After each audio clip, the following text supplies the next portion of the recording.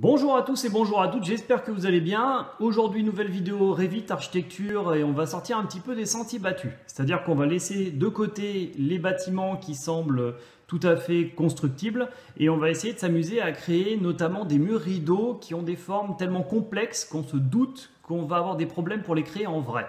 Mais c'est pour montrer que sur Revit, on peut aussi un petit peu se lâcher au niveau créatif. Donc, on va avoir deux techniques pour arriver à créer un volume, soit en l'important, donc des volumes qui existent dans Revit, soit en le créant. Et dans tous les cas, ensuite, on va transformer ces volumes pour créer des murs rideaux avec des monos assez complexes. Et justement, on va voir un petit peu la limite de ce genre d'outils. Et ben, c'est parti!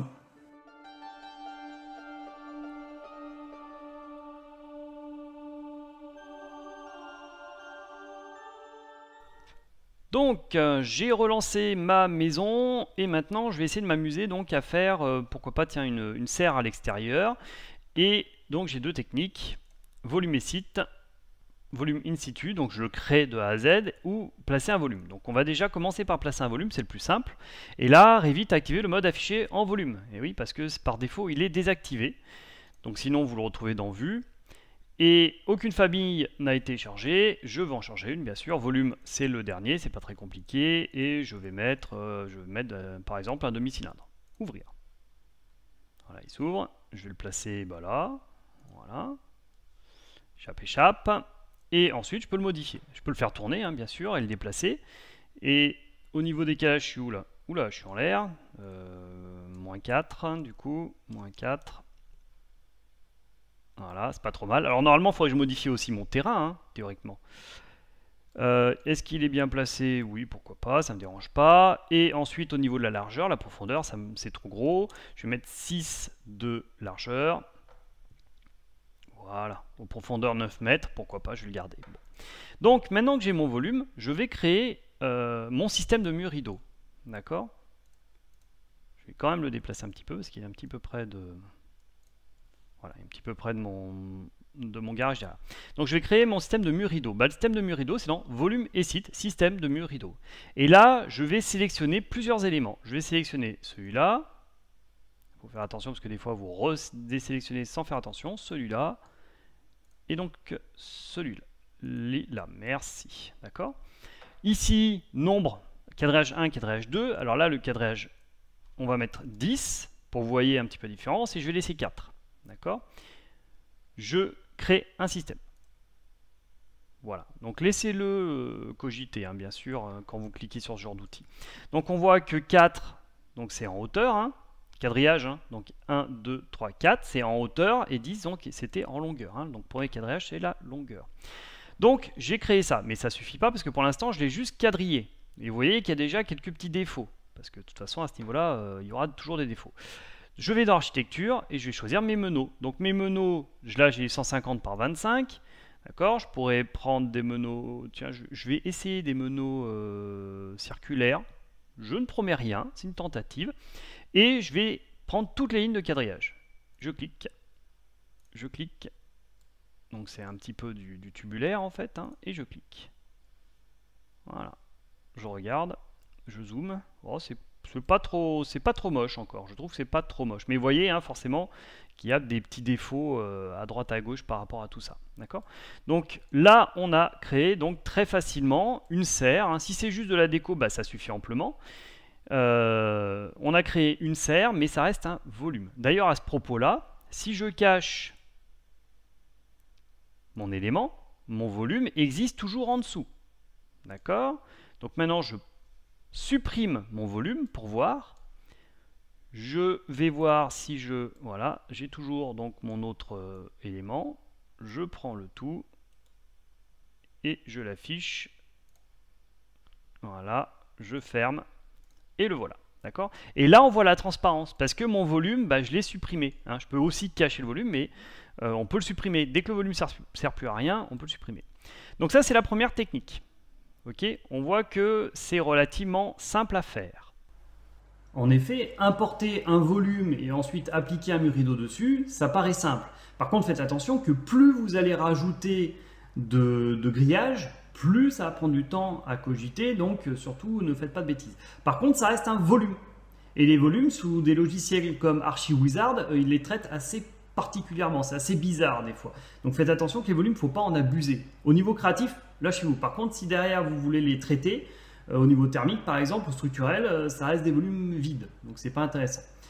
Maintenant, on va utiliser la deuxième technique, on va essayer de créer notre volume in situ, mais je vais aussi voir si je peux utiliser, pourquoi pas, un vrai mur. C'est-à-dire, je vais créer un vrai mur et je vais essayer de me poser dessus.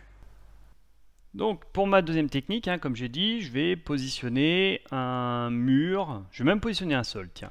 Je vais positionner un mur et un sol et ensuite je vais essayer de dessiner autour, voir si je peux lier d'une certaine manière mon mur rideau 3D avec un véritable mur. Voilà.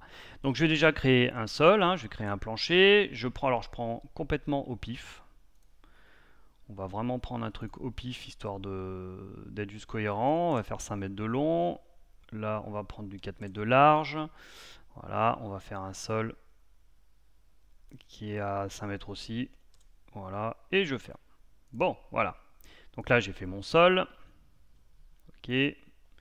Dessus, je vais faire même 2 murs. Tiens, je vais prendre 2 murs porteurs. Bois d'extérieur de 100, pourquoi pas. Donc je vais en faire un ici. Et je vais en faire un là qui ne va pas jusqu'au bout. Voilà. Et il fallait faire... Ah oui, et par contre, j'ai pas fait attention, j'étais en profondeur. Donc ces 2 murs là, je vais les supprimer, je vais les refaire proprement. Voilà. Hauteur, voilà.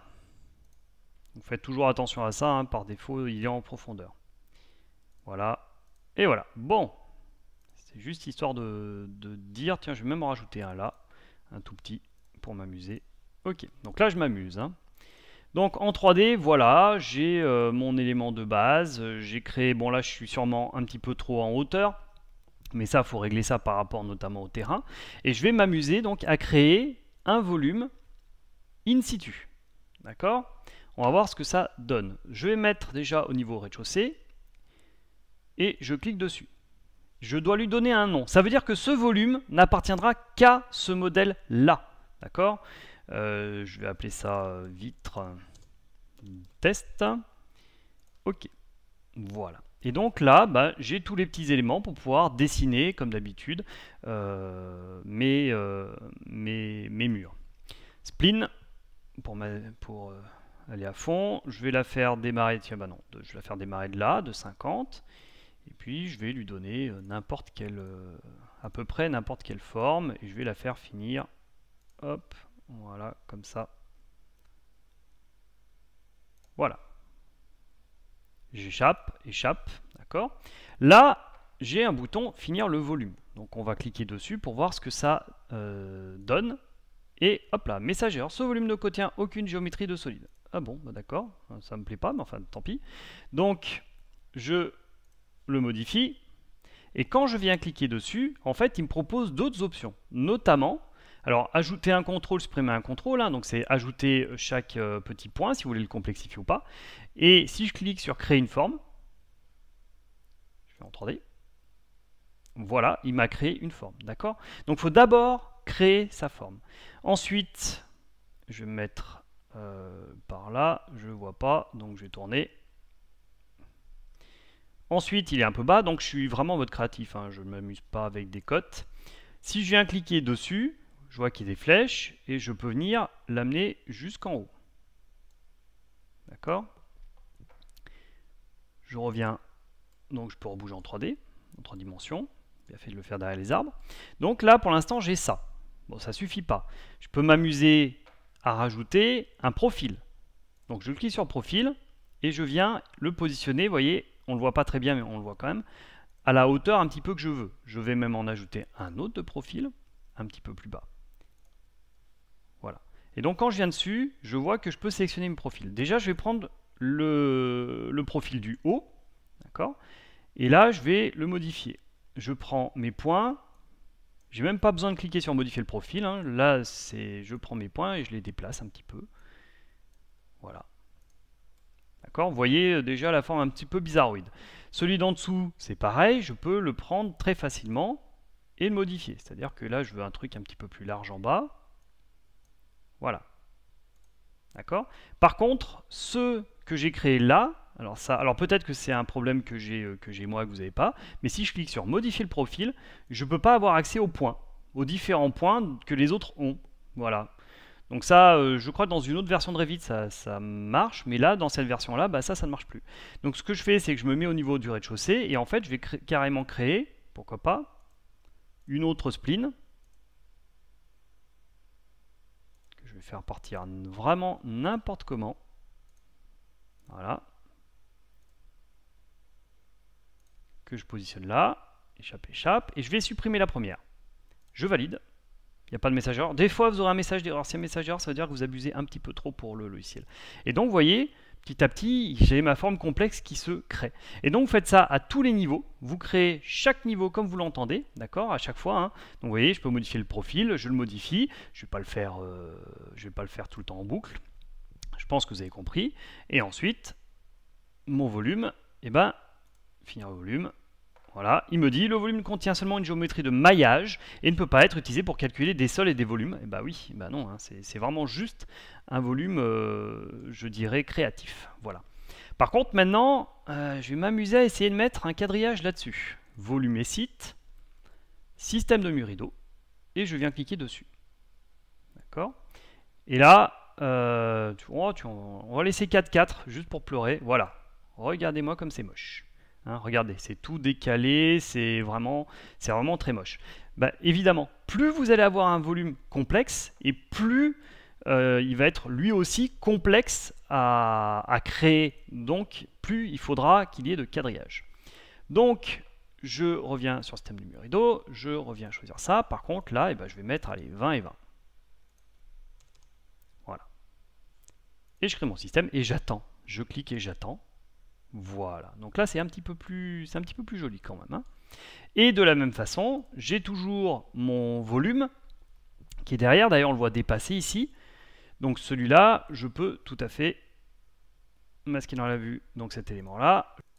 Donc je le supprime et ensuite je vais reprendre donc tout ça, afficher l'élément. Voilà, et je reviens. Bon, et maintenant, alors je pourrais m'amuser à fermer avec un toit, hein. Bon, ça je vous laisse faire, on sait faire depuis longtemps. Là, non, ce qu'on va faire, c'est qu'on va donc rajouter fameux meneaux, et je crois qu'on va rigoler un petit peu. Donc architecture, meneaux, toutes les lignes, hein. Meneaux circulaires, non, bon, on va changer un petit peu, tiens, on va mettre un meneau d'angle trapézoïdal, pourquoi pas, et je clique. Et là, j'attends. Et j'espère que ça ne plante pas. Voilà. Ravissant. Donc ravissant. Impossible de créer le meneau mur rideau. Ah oui, regardez ce... Ah oui, c'est très très très joli. C'est ravissant. Donc en effet, ça va pas. Du coup, on va essayer d'en prendre un plus simple. Hein. Donc le meneau rectangulaire. Il fait combien par combien? Ah bah il fait 25 par 25, oui, donc très bien. Toutes les lignes. Et je clique. Et c'est pareil, j'espère. Bon, ça devrait mieux passer que celui d'avant. Eh ben non.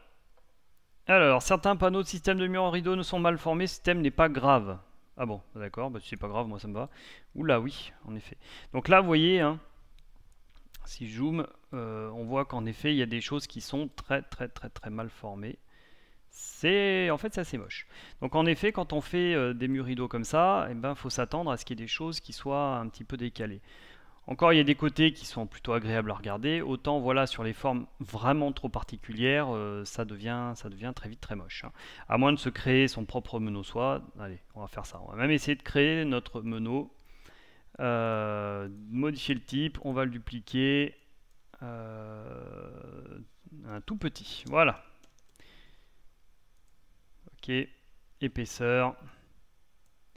On va mettre une épaisseur de 0,05 et puis on va s'amuser à en faire un de 0,05 ou allez 0,01. Voilà, on va voir.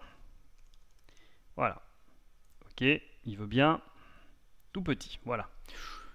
J'aurais pu l'appeler un peu mieux que ça, mais c'est vraiment pour le principe. Et voilà. Là, j'ai plus de message d'erreur. Et il a réussi à me le faire. Donc vous voyez, en réduisant mes meneaux, j'arrive à faire quelque chose. Bon, ça reste assez troublant par certains côtés. Hein. Et voilà pour cette vidéo donc sur, je dirais, les murs rideaux un peu débridés. D'ailleurs, je vais l'appeler comme ça, la vidéo.